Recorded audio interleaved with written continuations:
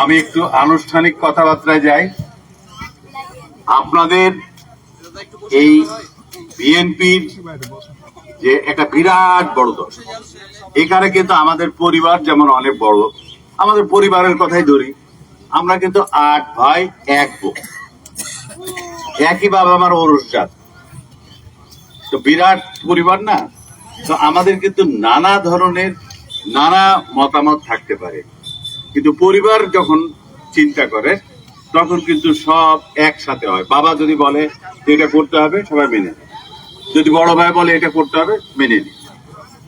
তো আমাদের বিএনপিটা এত বড় দল, এখানে অনেক ধরনের বিভাজন, গ্রুপিং, মতদ্বৈততা সবকিছু আছে।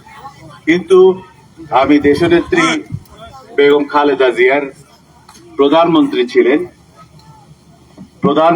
ছিলেন প্রয়াত, ওনার সামরিক সচিব ছিলাম। সামরিক সচিব মানে হলো ছায়া সঙ্গী, অর্থাৎ আপনার ওই সূর্যের আলোতে যে ছায়াটা পড়ে, সেই ছায়াটা কিন্তু সব সময় আপনার সাথে ঘুরে। তো সেই ছায়া সঙ্গী আমার সৌভাগ্য হয়েছিল, বেগম খালেদা জিয়া প্রয়াত হয়েছেন 30শে ডিসেম্বর।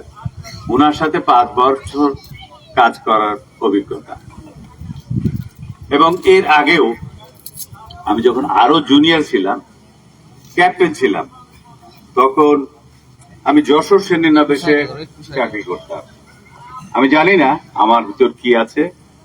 প্রেসিডেন্ট জিয়াউর রহমান তখন একটা নতুন ব্যাটালিয়ন তৈরি করে, প্রেসিডেন্ট গার্ড রেজিমেন্ট। আমাকে সেই যশোর থেকে এখানে নিয়ে আসে।